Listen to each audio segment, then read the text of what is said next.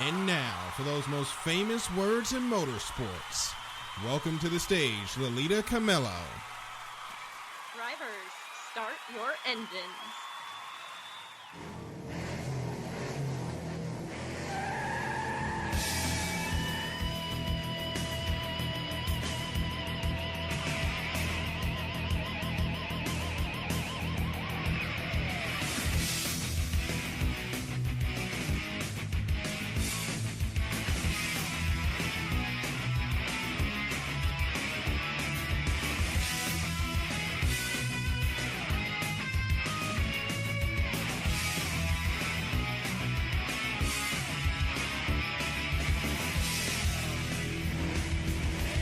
You are now listening to the fastest show on iSports Radio. My name is Darrell Kinsey Jr. I'm welcoming you, taking a lap the extra mile for today, August the 20th, 2020. And ladies and gentlemen, I don't know how we got here, but we are finally into the championship stretch in many of the motorsports that have been able to actually start their seasons. Here in 2020, we only have 3 races left until the NASCAR playoffs begin for the Cup Series. We have IndyCar getting ready for the Indianapolis 500, which is this Sunday. Could you believe that? And Formula One, well, a certain Mercedes already has 2 hands in the championship. We're not going to lie to you on that one, but to welcome in my co-host that will help me tell you all about it. You just heard her, Lolita Camello, and you're about to hear him, Michael Ward. Ladies and gentlemen, welcome in. Hello, everyone. It's almost Indy 500 time, guys. Yeah, we almost didn't have an Indy 500 this year. Unfortunately, no fans at it, which started some sort of drama on the social media pages because people apparently forgot that there is a whole pandemic going on, and not going to go much too further than that. But we're actually going to get an Indy 500 this year. It's going to be a lot different with no fans, but it's going to be good. And it's so 2020 who has the poll for this year's Indy 500. It really does. So how are you guys, before we get started, how were you guys this week? What did you guys do? I mean, I'm still looking for a job because that's a whole story. Saying that I'm doing a lot of gaming. Ooh, that's what I need to do. The thing that has kept me going through this pandemic, gaming, and lots of it. Yeah, I feel that one. Everybody needs that one thing to help them stay sane right now, especially now that we are 6 months into this deal and people have just decided to forget that, you know, there's this respiratory disease going around and people would like to run out and go to parties at college after we had already been sent home because of COVID-19. Now they're having to go back home because, for example, NC State, first weekend there, 500 people have COVID-19. I just keep thinking about the Sturgis motorcycle rally that had like several thousand, probably 100,000 people of some sort, and they already have cases popping up, and it hasn't even been a week after. Yeah, that was an absolute disaster. Yeah. This is why we don't have fans at the Indy 500, or anything for that matter. Exactly. So let's go ahead and get started. And usually at this time we recap the races and give you our one big thought on each race going forward. It's kind of a new thing that we've been doing now. But we're going to start with a series we don't really talk about that much. That's MotoGP. And unfortunately it comes up where, and I think you guys will agree with me, I think once a year when it comes to racing fans, we have that one incident or that one dramatic moment where you get reminded, oh yeah, this is really dangerous what we're watching. Last year, unfortunately, it came with the fatality when we lost Anthony Hubert. This past week at Austria, we got it as going into turn 3, we had 2 riders collide during the Austrian GP. Usually the bikes fall down after riders make contact, but one of the bikes did not fall down. In fact, somehow the rider fell off, the bike stayed up, went through the grass. Yeah. Went through the grass into turn 3, started flipping, and almost took the head off of Valentino Rossi. I say that with zero hyperbole. Valentino Rossi and Marc Marquez were within, or not Marc Marquez, sorry, Maverick Vinales were within a hair's breadth of joining the Eternal Grand Prix in the sky. That was terrifying, and I'll take it to Lita first. What was your first reaction when you actually saw or heard what happened, and then when you saw it? It's funny because I was actually cooking breakfast, so I heard and my boyfriend asked if I saw what had happened. I was like, no. So they played it a few more times, and it was definitely like, I still watching that video clinched, like I feel like Rossi was doing as those bikes.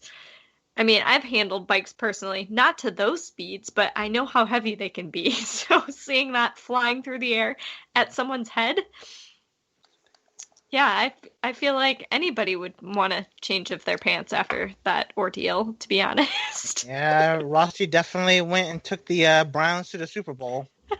Yeah, he did. If you see his face afterwards, and you see him in his garage, he looks like he saw a ghost. And I completely understand.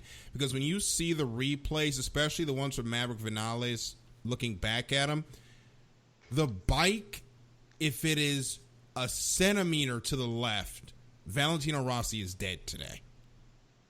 Like, there is no doubt in my mind that bike wipes him out. And I don't know how you flip away from that. There's no way you hit a button fast enough for that man to not die on national television or global television.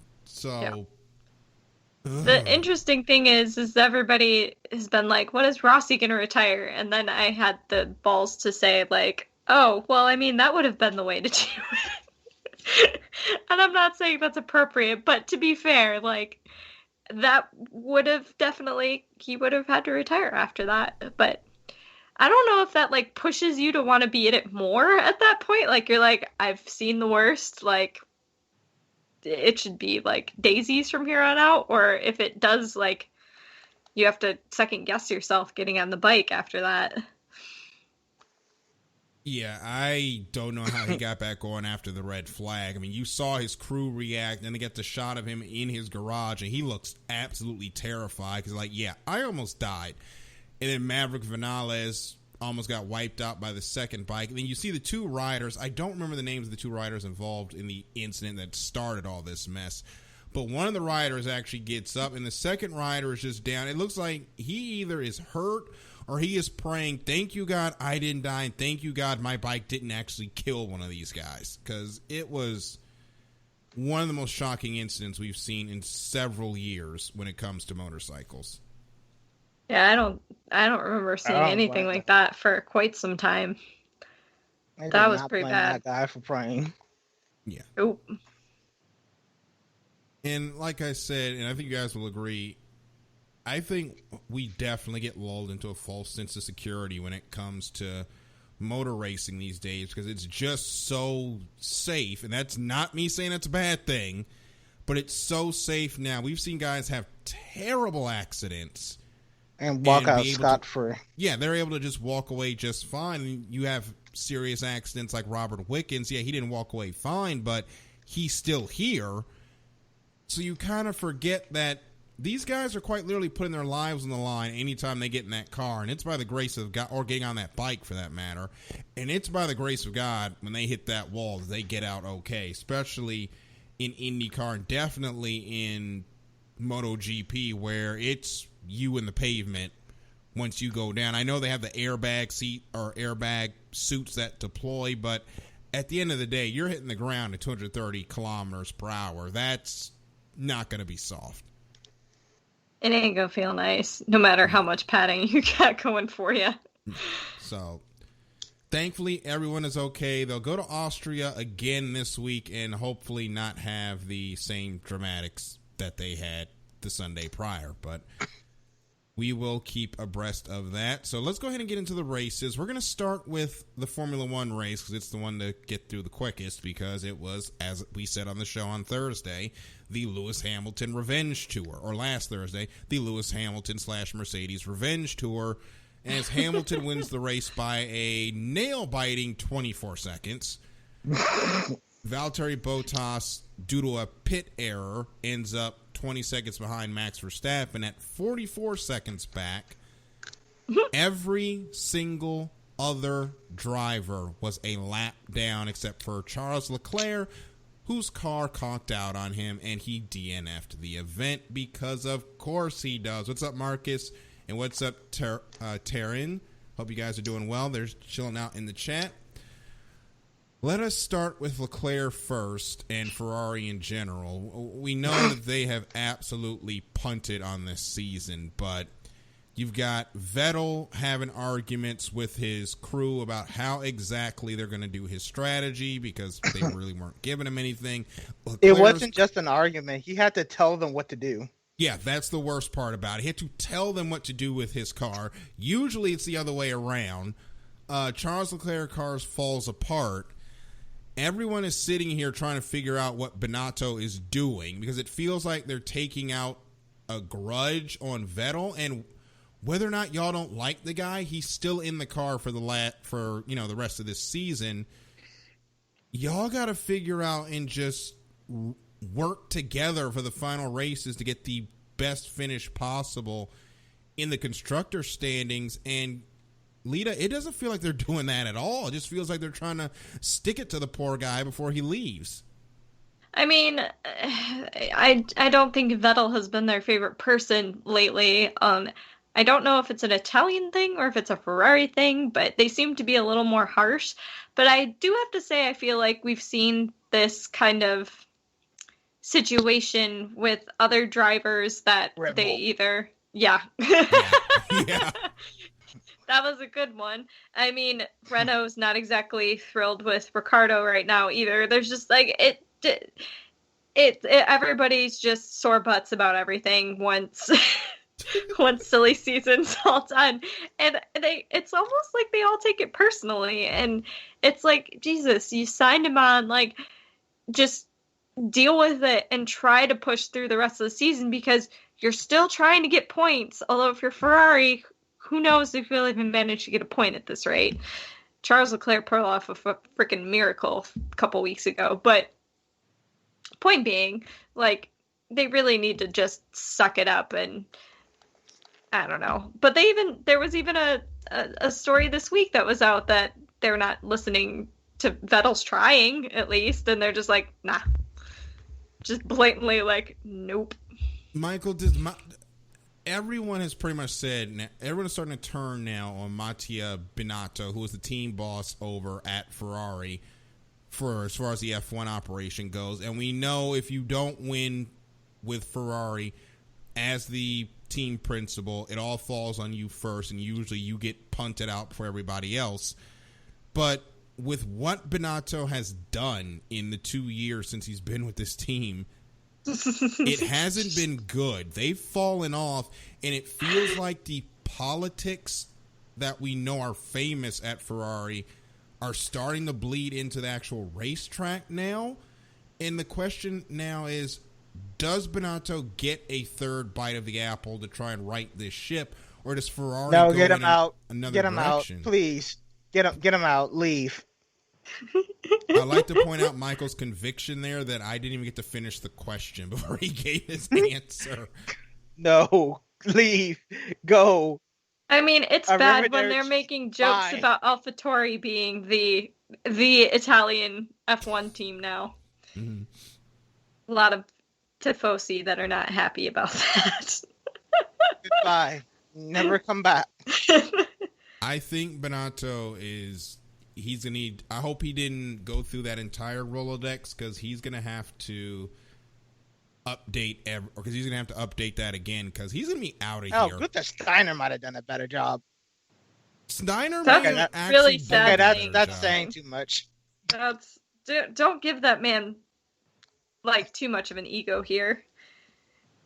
I mean, Come on. Steiner's already the darling of F1 Drive to Survive. I don't think his ego could get any higher. Which, by the way, he has the most German name for an Italian Gunther Steiner that I've ever heard.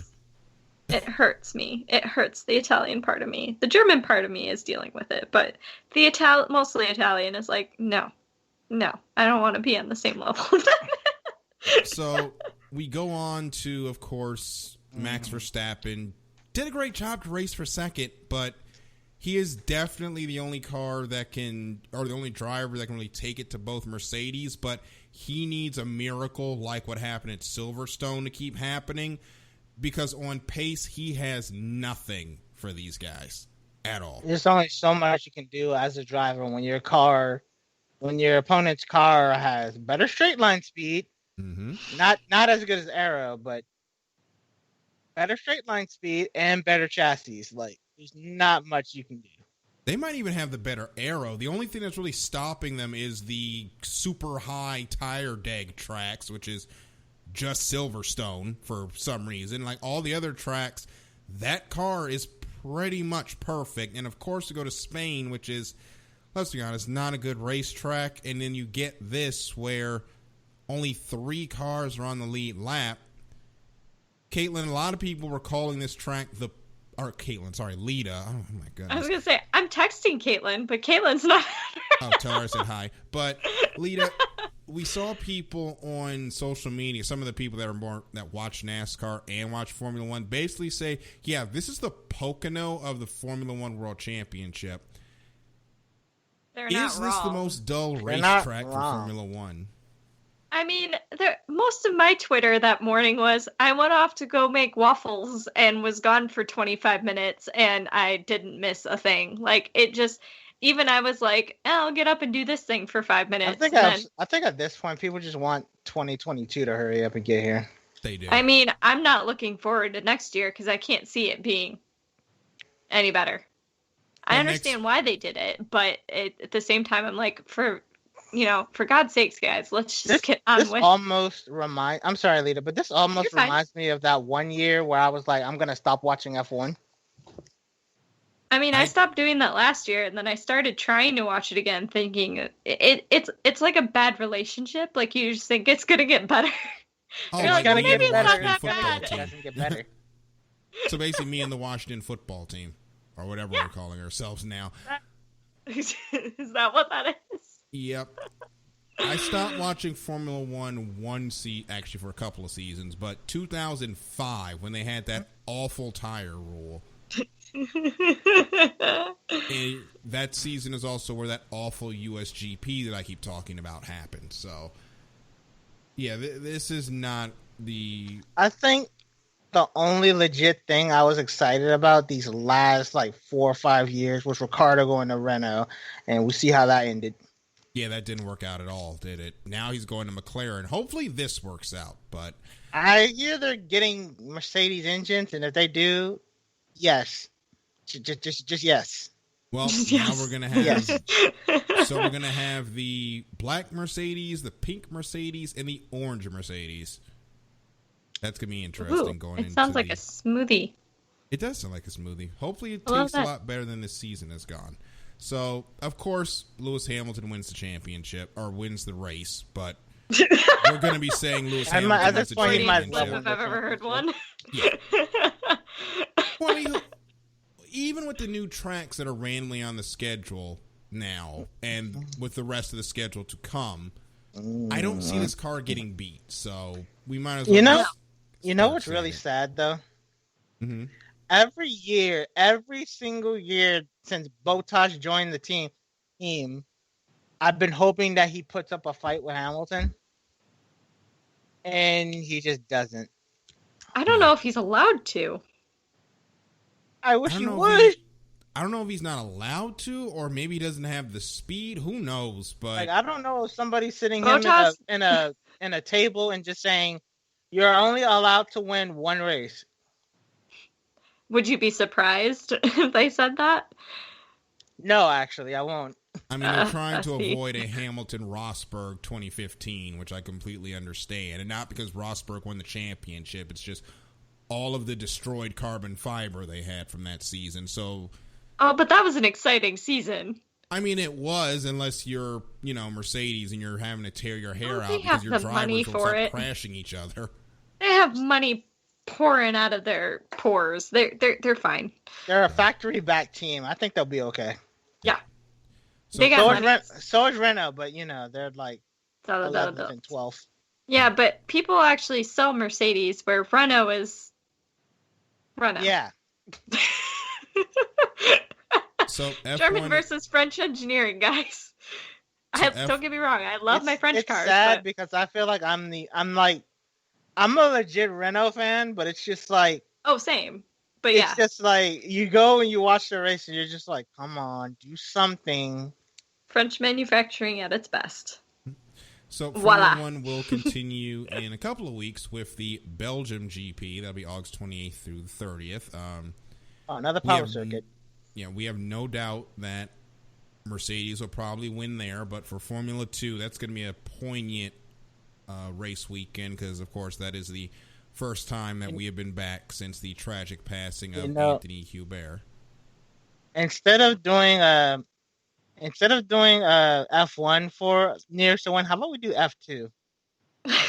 I would like to talk to Matt about that because F2 is actually really fun and actually competitive instead of the nonsense. F1, we just go, we already picked Lewis last weekend. We'll just pick Bottas. Schumacher, but I like his teammate. Yeah. So we're going to continue into the Indy 500 qualifying, and the big thing that came out of that was where did Marco Andretti come from, and where has this Marco Andretti been? Because I will admit it, we spent last week a good 5 minutes just trashing the poor guy. And he just comes out and sits on the pole for the Indy 500, has a great chance of probably winning this race. And Lita said it earlier, and I'm going to ask her now. Wouldn't it just be the most 2020 thing for Marco Andretti to win the Indy 500 with nobody being there? Yes. Myself, you, and all of the internet thinks exactly that. Would be the most 2020, like, oh, of course, everything's all, like, screwed up, but, Marco Andretti finally gets a win after 9 years? 9. Yeah, yep. 2011 was his last win in Iowa, I think. Yeah. I'd be all for it, but I have to say I was pretty floored, near tears when I saw him do it. It was like, there's no way, and he did it. And I think all of us are just kind of like, well, did not see that coming. I was in shock when I heard that he had won I keep saying championship today. When he won the pole, that was absolutely incredible. Great run for Rinus VeeKay as well in fourth. Marco Andretti, Scott Dixon, Takuma Sato on row 1 to start the race. On the other side, though, Simon Pagenaud inside row 9. Fernando Alonso, middle of row 9. Helio Castro-Neves inside row 10. Will Power inside row 8. Michael, these are drivers that we thought were going to win this race, and they're starting from the back. What happened to them? God only knows, man. God only knows. Penske spent too much money on the track and not his team for the 500. Apparently. He's super bummed about not being able to show off the track, but clearly not so concerned that his team is in the back half of the grid. Although, I mean, we've seen crazier things happen with Penske's ending up towards the rear of the grid on these races, so I'm not worried about it. I mean, it's a 500-mile race. We know it doesn't exactly matter that you're on pole. Yeah. Like, at all. No. Strange things happen in this race all the time, so we will see if they can pick it up. Joseph Newgarden is carrying the banner for that team. He's going to start 15th inside row 5 on that race. It hurts more and more. You don't expect the fastest Penske to be 15th at this racetrack of all places. Yeah, so. And how bad is it that Penske's highest ranking car is 15th, and Marco Andretti, who has had in his... Okay, I looked up some stats because I may have wrote a little something, but 15 seasons that he's been with IndyCar, 240 starts, only 6 career poles if you now include his Indy 500 pole, and 2 wins. And he is the pole winner ahead of literally IndyCar champions. Yes. Yeah. Not to mention everybody let that sink in. Not to mention the Formula One world champion who is starting near the back. The guy that almost won this race for Honda, but he burned that bridge to the ground with napalm, and now he's stuck with Chevy. And, hey, Chevy's not actually fast right now at the 500, so... But here's the thing I'm most concerned with is you've got the extra horsepower on those Honda engines. Are we going to see the Honda engine blow-up disaster that we had with Alonso back in 2017, and the Chevys are actually going to, persevere? That would be the most reverse Alonso thing to happen over the last few years with him, because usually he gets to a team and, of course, they end up having a bad race that week.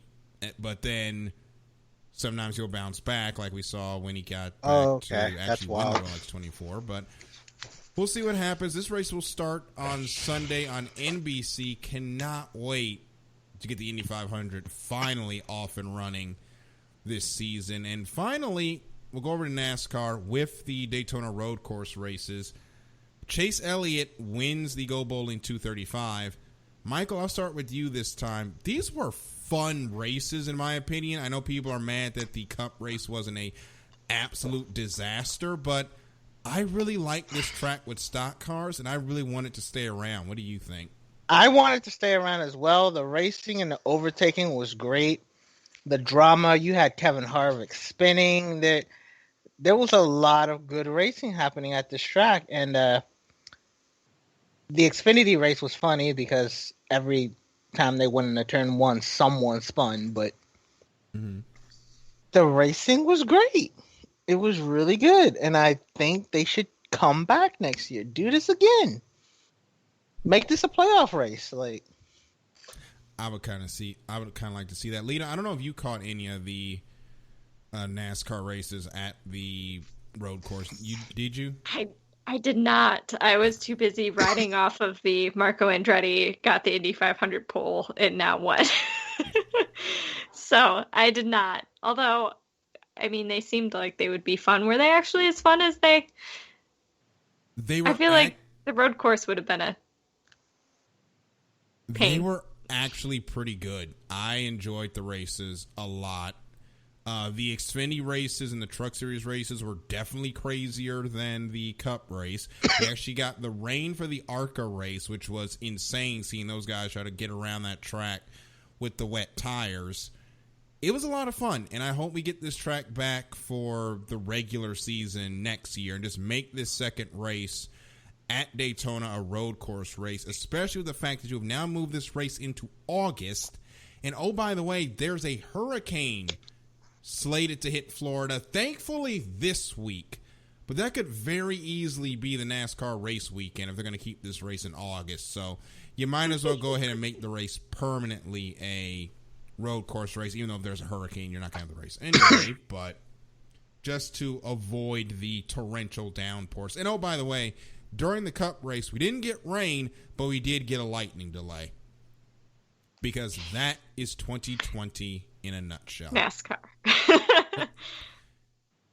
So before we take a break, we do want to put some light on to some distressing news. After the Xfinity race during the NASCAR Cup weekend,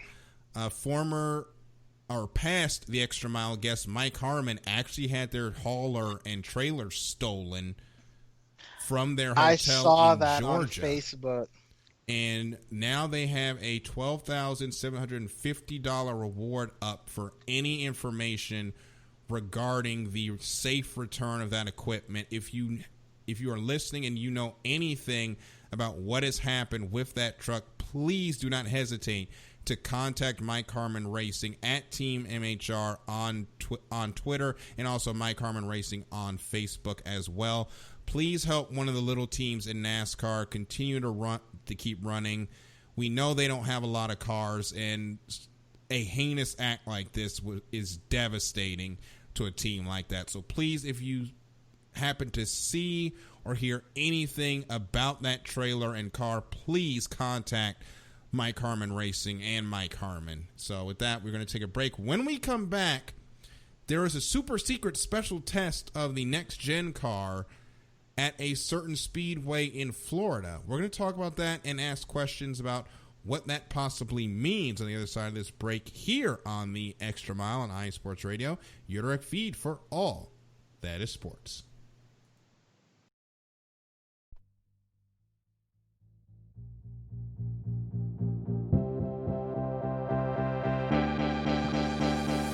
Hey guys, it's Blake Henley, better known as H-Town Blake to some of you. Happy to announce that Bases Loaded is back in full force. We'll be bringing that high heat every Tuesday night here on iSports Radio.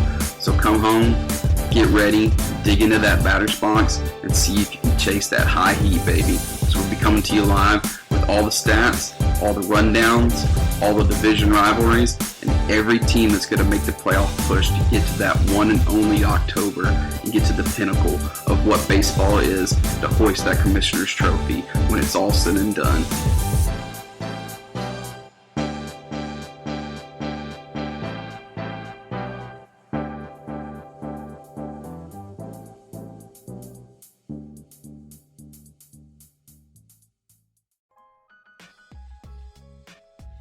Hey, what's up, sports fans?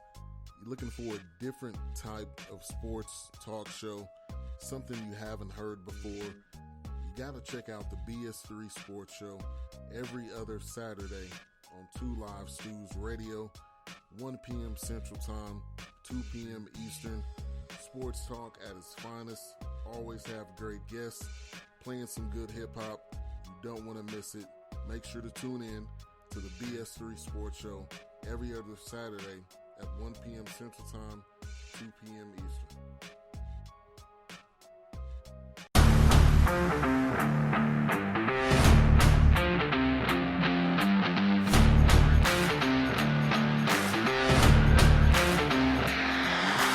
What's good, fight fans? It's your boy, Marcus Los Great. Here to give you what you want. Here to give you what you need. Yeah, man. Yeah. I'm coming to you live, straight from your mama's basement with a crispy, awesome white tea. We are coming to you live every Tuesday at 10 p.m. Eastern Standard Time. Powered by IE Sports Radio, your direct feed for all that is sports.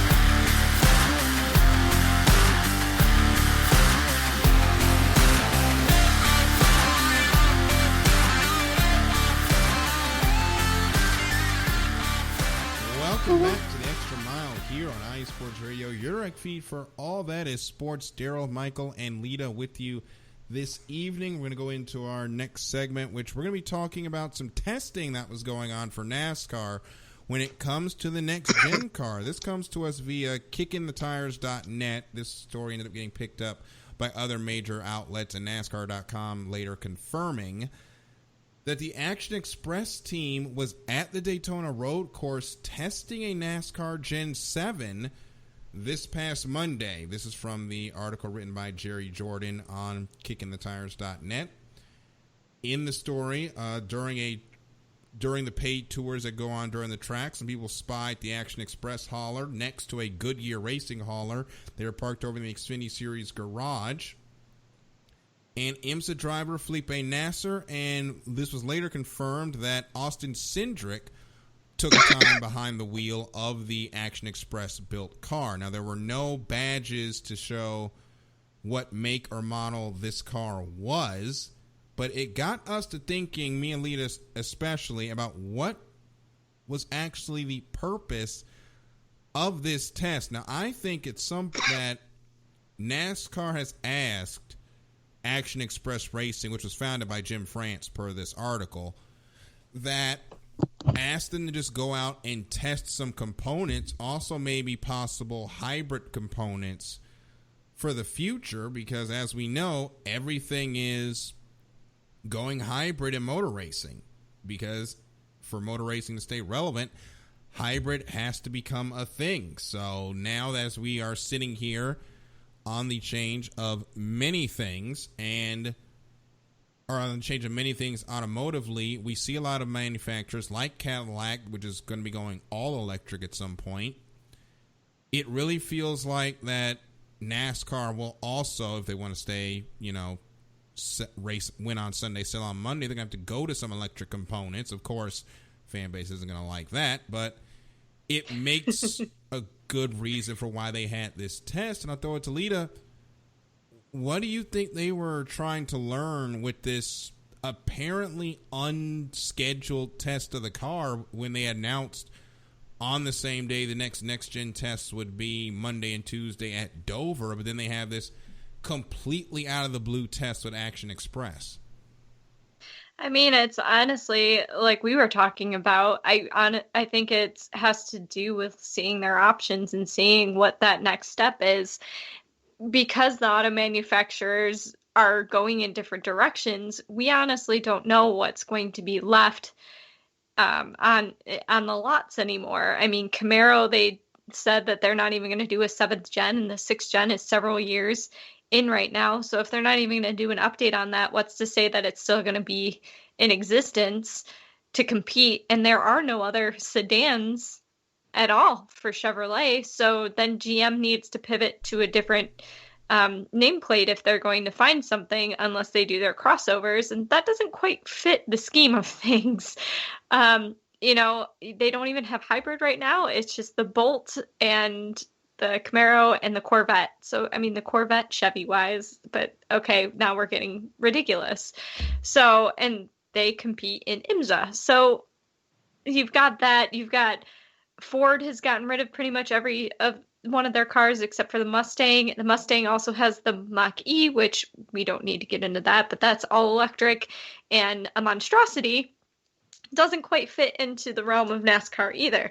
Now, Toyota has been hybrid and is going electric. I'm pretty sure almost every one of their vehicles now you can get a hybrid version. Their RAV4 hybrid is really pretty, by the way. But the point being that the automotive industry is going in a completely different direction. So what is their option? If they still want to have a car to compete without it turning into a crossover race or a truck race, which we already have a truck race, but also that would be cool to see truck race like as a NASCAR race just at that level, because I don't think it gets that kind of respect. But yeah, it's that's your next step is hybrid, but you can't get it from the manufacturers, so you've got to go elsewhere. So it's kind of interesting because it almost seems like it's kind of a meld of the LMP 1 and 2 programs kind of making their way into NASCAR.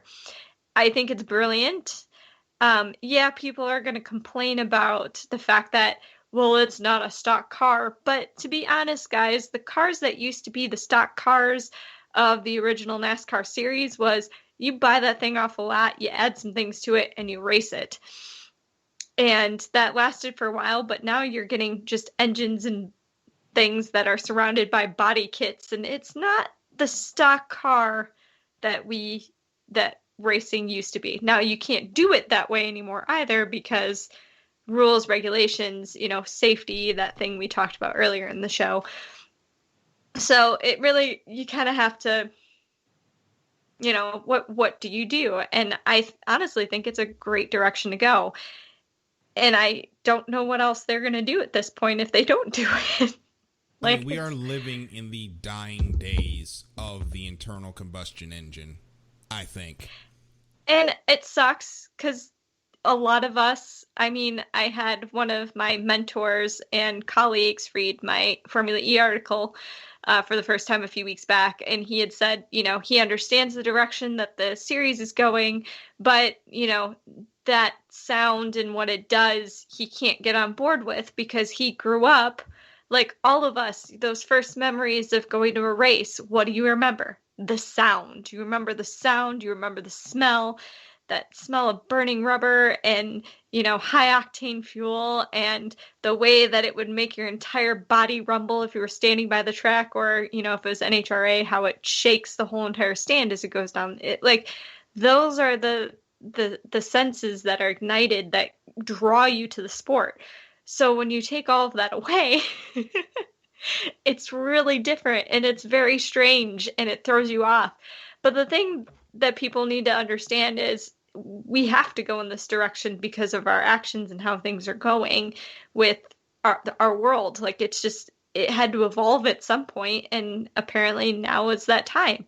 But the components a lot of the time are still there.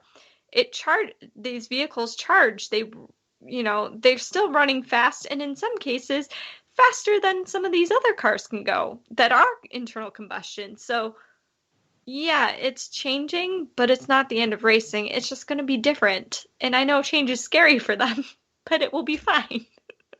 I promise. I've seen the future. It's pretty fun. It just sounds weird. It does. And here's the situation. And I'm actually on Chevrolet's website right now while we were talking. There's a sad place to be. The only thing under cars right now that is not a performance car is the Bolt, which is under electric. And then you've got the performance lines, which is obviously Corvette, Camaro. Camaro might not be there anymore. So what are they going to go through? And then, of course, the SUVs, the trucks, the commercial vehicles that like five crossovers. Just use a crossover. Ooh, Trailblazer.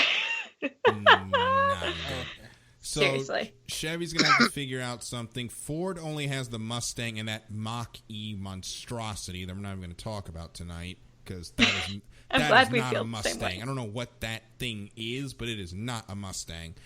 And then you've got Toyota, which has hybrid everything. They were supposed to be coming out with a hydrogen car this fall, but I have no idea if that's still coming with everything going on with COVID-19. But a lot of decisions are going to have to be made by a lot of racing bodies about how they're going to progress into this future. I really think Formula One will be going hydrogen at some point. I don't see them going full electric because they already have our full electric Formula series. It's Formula E. So they're going to go any direction. It'll probably be hydrogen.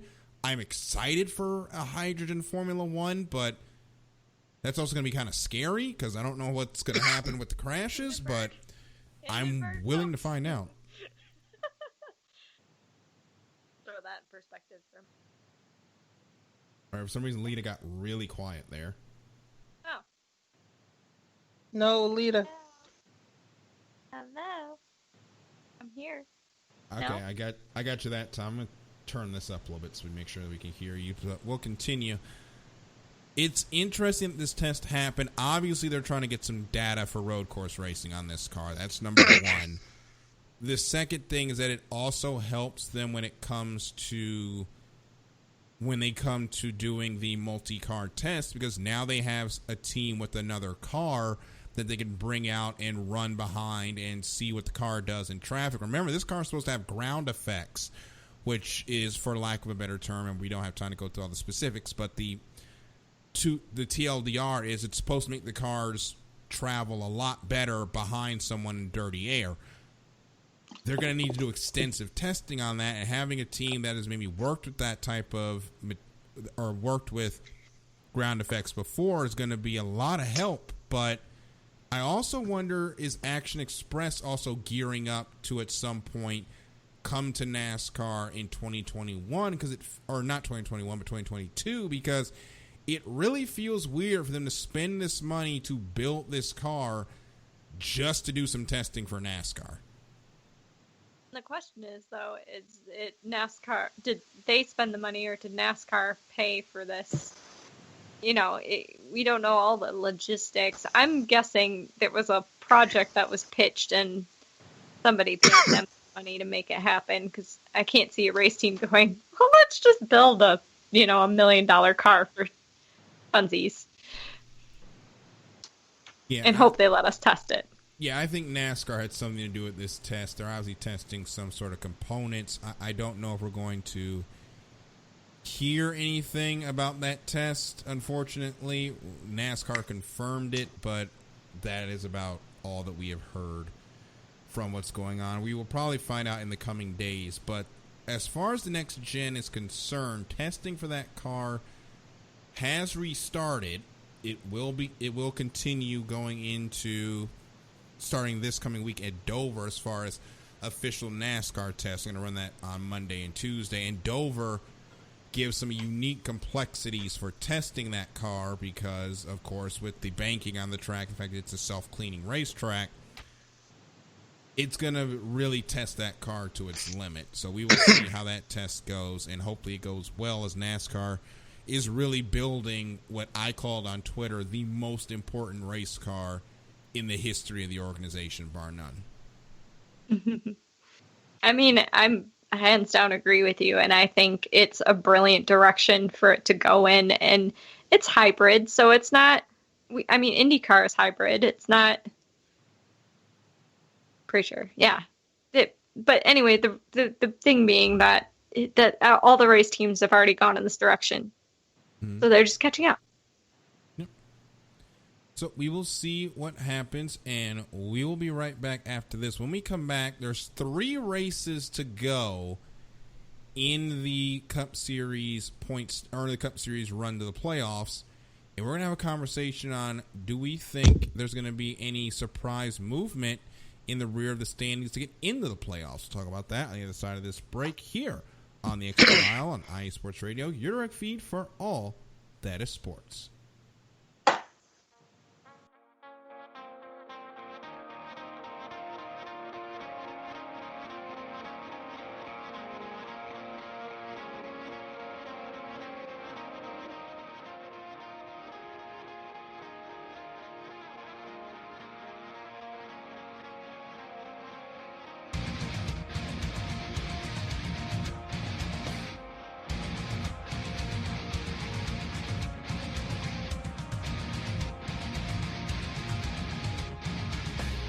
Hey sports fans, do you like wine?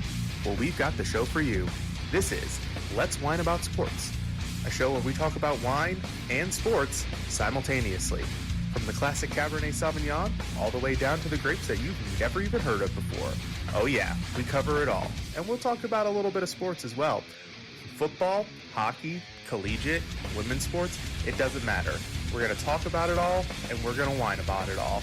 So join me Monday at 8 p.m. on IE Sports Radio, your direct feed for all that is sports.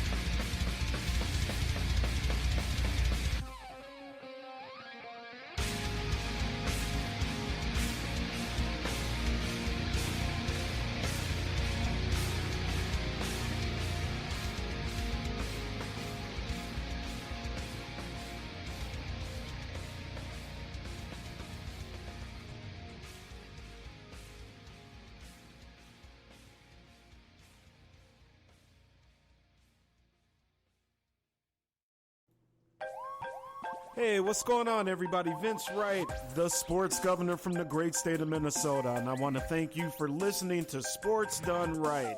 Make sure you're checking us out on all of our platforms, whether it's Spreaker.com, XSquadAffiliates.com. We're also heard on the Stewart Media and Entertainment Network, so keep it tuned here. More great things coming from Sports Done Right.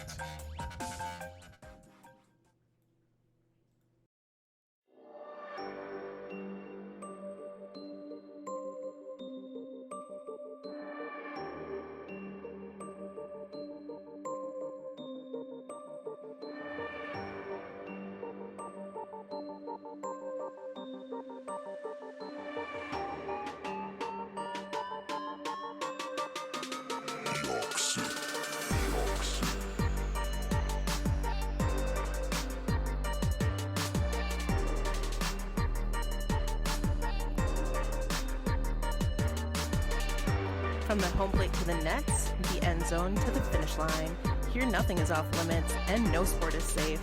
Not what it seems with your host Caitlin Seam, bringing you sports like you've never heard before. Catch me Thursdays at 5 p.m. Eastern, 2 p.m. Pacific, right here on IE Sports Radio. The only question is, are you ready?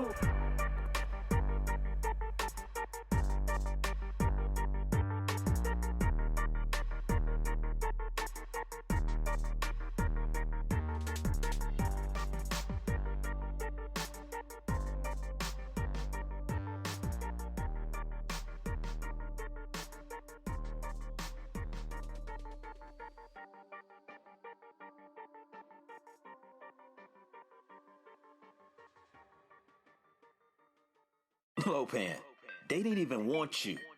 Heck, they didn't even want me. But you know what? Right about now, they have no choice. Looking for the real sports talk? Talk that's for us, the people? Look no further. The Wait a Minute Show, a prime time sports comedy cocktail that tucks you in at night. Join me and Lopan Wednesdays at 9 p.m. Eastern Standard Time on the 2livestewsradio.com and Saturday 8 p.m. Eastern Standard Time on the waitaminuteshow.com. Sounds like a plan to me. Ain't that right, Lopan? Indeed.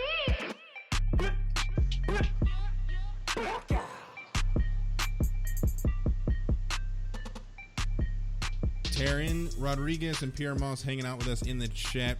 Pierre says, awesome weekend of racing coming up. Yes, it is. And Taryn says only 3 races into the playoffs. It feels like the racing season went by fast, or is that how it's supposed to be? It honestly feels like it went by a lot faster than usual, but it at the same time, we had that random slowdown due to COVID-19, and all of a sudden it's hit us like it just hit us like a Mack truck again. Now all of a sudden we're near the end of the season as we're back here in the Extra Mile on IE Sports Radio. We are now at the point where it is 3 races, 2 races here in Dover, and then the race next week at Daytona.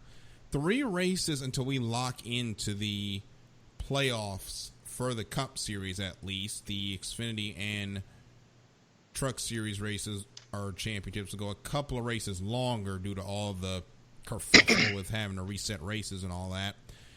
And now's a good time to look at the bottom of the playoff standings, because we've got a lot of drivers that are going to have to throw some Hail Marys if they want to make it into the run for the championship. We've got Jimmie Johnson in his final season, 25 back. Eric Jones, 35 back in his final season for JGR. Tyler Reddick, the rookies, had a terrific season. He's 57 points back. Christopher Bell in his last season before he takes that Eric Jones car is 146 points back. Bubba Wallace, 165 back in 21st in the standings.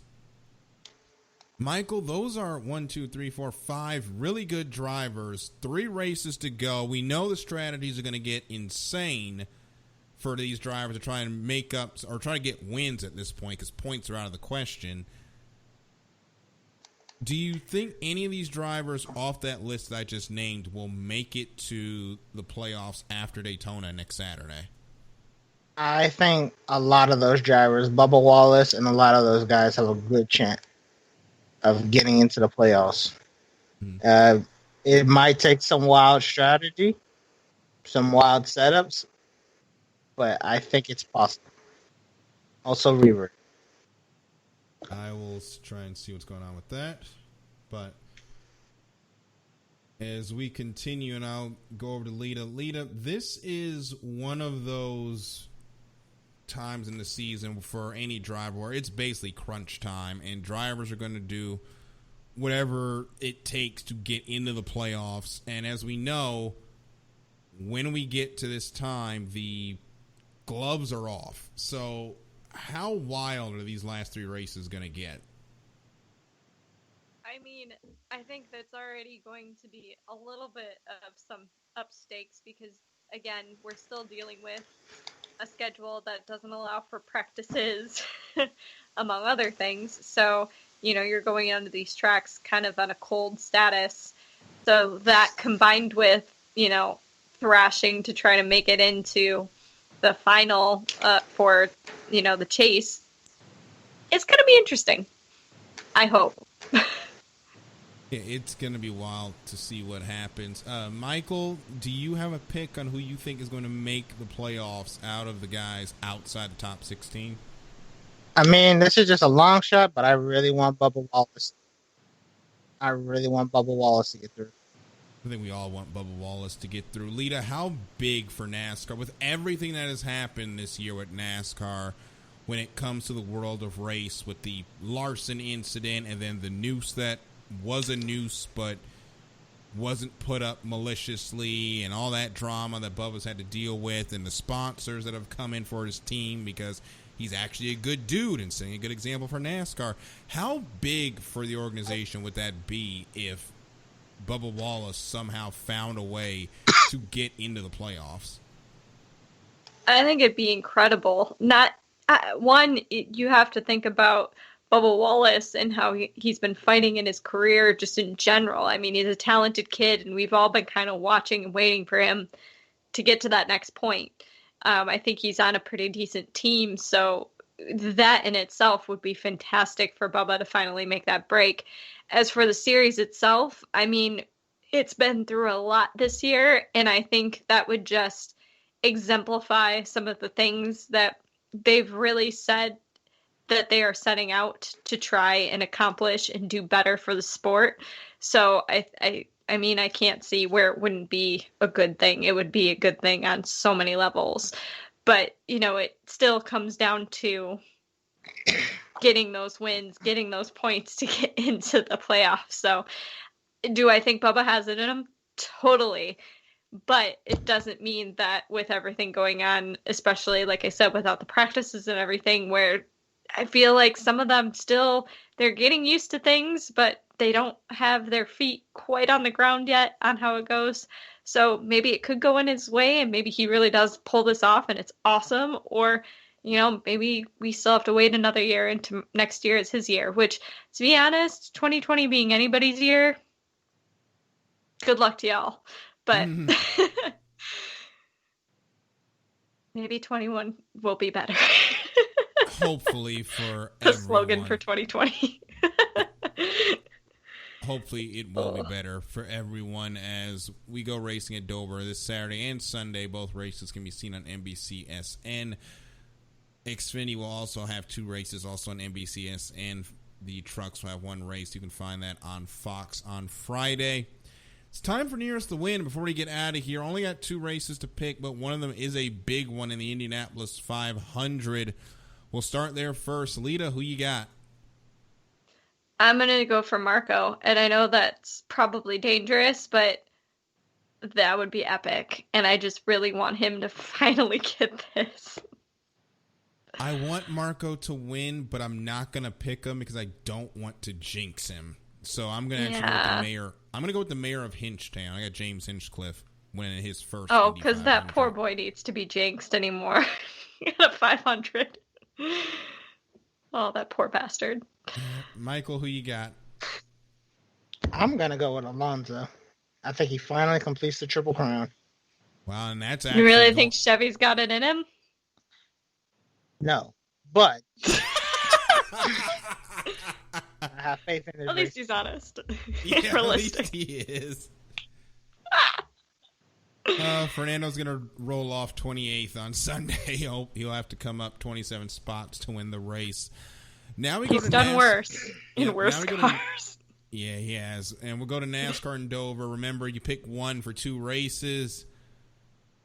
I probably shouldn't be getting crazy because I have the points lead right now nearest the win. But you know what? I don't think Jimmie, even though I said this at the start of the season, realistically, I don't think Jimmie Johnson is going to go out of this season without a win. That is why this weekend I am going to pick Chase Elliott to win at Dover. I am also not going to jinx that guy. I couldn't do it, so I'm going to pick Chase Elliott this weekend. Oh, wait, did I? With my luck, I would pick somebody like Kyle Busch, and then he'd win, and I'd be like, If you pick him to purposely jinx him, then it doesn't work so well. Yeah, I don't know if I can't remember if I picked Chase to win or not, but I'll fix that if it was, and we'll get that out via Twitter. Lita, who you got? I'm going to do Keselowski. I don't think I picked him last week. I think I picked Elliott last week. So yeah, that works. Keselowski. I don't know what I'm doing. Just throwing names I know out there. Michael, who you got? I'm going to go with Hamlin. I think I did. Or did I pick him last week? Let me check. I'm going to go into the racing group and see if we had those picks.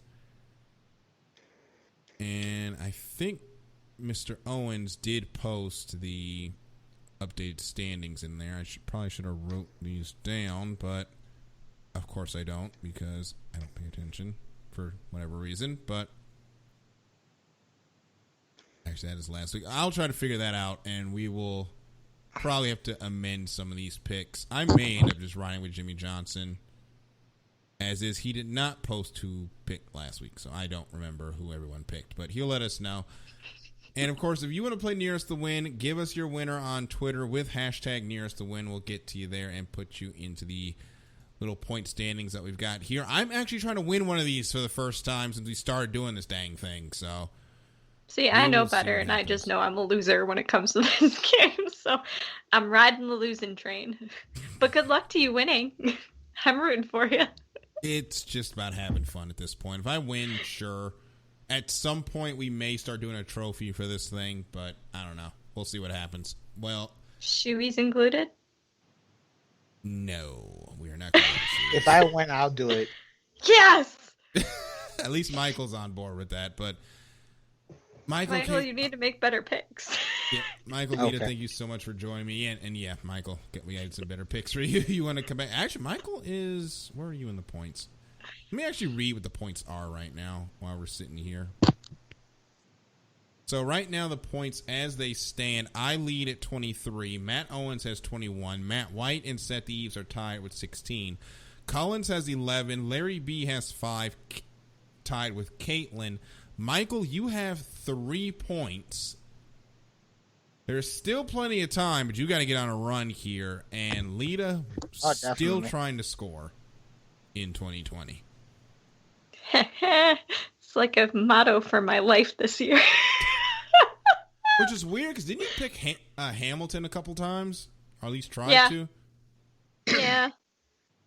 I'm not good at this. I don't know. It's like I picked the week that he lost and screwed up everything. Yep. Yeah. But now I should be able to pick him for soon. I don't know. Well, we'll see how the picks go next week. But Lita, Michael, thank you so much for joining me on this show. Remember, follow Lita on Twitter at Lolita Camelo. And Michael, give us your Twitter again. I'm still trying to remember what it is. So I'm Michael _Ward 25. So give him a follow on Twitter as well. Of course, I'm a DK Jr. 12. Check out my show on Tuesdays on WBGR, 2Y Tuesday, where I talk NASCAR and dirt racing on WBGR, where you get to actually see my beautiful face. And also keep up with Lita's podcast, Mimoto, that comes out on Wednesdays, although they're taking a little bit of a break right now because, Lita, your boyfriend is doing something extremely important in the world of medicine right now. And I just want to say to him, thank you so much for what you're doing, and hopefully all of this will not be in vain, and we will be able to get back to our lives soon. I know he's doing some work with preparing for the distribution of the vaccine for COVID-19. I just want to say thank you so much for doing that. Well, thanks, Daryl. You're welcome.